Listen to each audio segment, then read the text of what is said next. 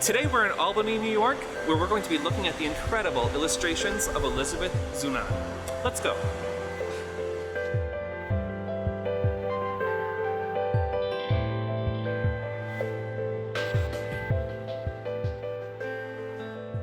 I think of myself as like a global artist.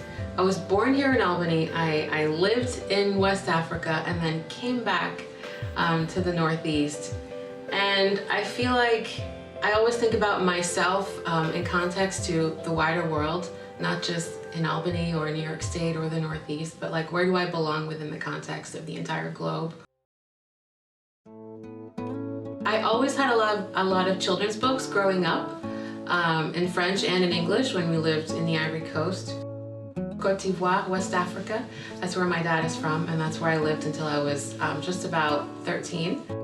Every summer we came back to Albany to spend 6 weeks with my American grandparents, and we would always watch Reading Rainbow on TV. And then we would go to the Pine Hills Library with Grandma on the number 10 bus, and I would find the books on the shelf that had that Reading Rainbow sticker that I had seen on the show. So always this idea of books and reading and presenting stories and sharing stories was in my mind. So I thought, I think I can contribute something kind of to that field. So I applied to a bunch of schools, including the Rhode Island School of Design, which was my top choice. I got in, I went, I studied illustration, got my first book contract a couple of years after graduating from college, and have been working ever since.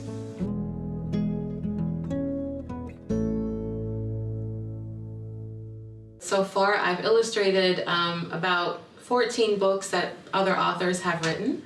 I have about 9 months to a year to illustrate a book, so it's a really long process, and I don't have any contact with the author as I'm illustrating the words that they have written. The author works on their own, and then the thought is that the illustrator should also work on their own. The books that I have illustrated are a lot of biographies of real people. So I do a lot of research. I love portraits, so I've got to make sure that I draw and paint their face realistically, the way they looked in life. So I do a lot of research on the subject's life, where they lived, the time period. And since my art style is pretty realistic, I want my figures to look not too cartoonish or not too flat. So I take a lot of pictures of myself kind of acting out what happens on every page of the book so that I can use the photographs of myself as reference when I draw and paint the characters and the stories, just making sure that the arms are the correct length and correct position, and the torso and neck and shoulders and hands and feet. I do pencil sketches on paper, which is what I submit to the art director at the book publisher. And then they'll go through my sketches and say, okay, maybe on this page, you have too many trees in the background, get rid of some trees. Or on this page, the child looks too old or too young, or his ears are too big. And then I'll go back, erase some things, redraw some things, resubmit my sketches. And then once they give me the go-ahead to start painting, I transfer my pencil drawings onto my watercolor paper. I paint my watercolor paper with a coat of gesso and then a coat of acrylic paint. And then I draw my figures in pencil and then paint them with oil paint.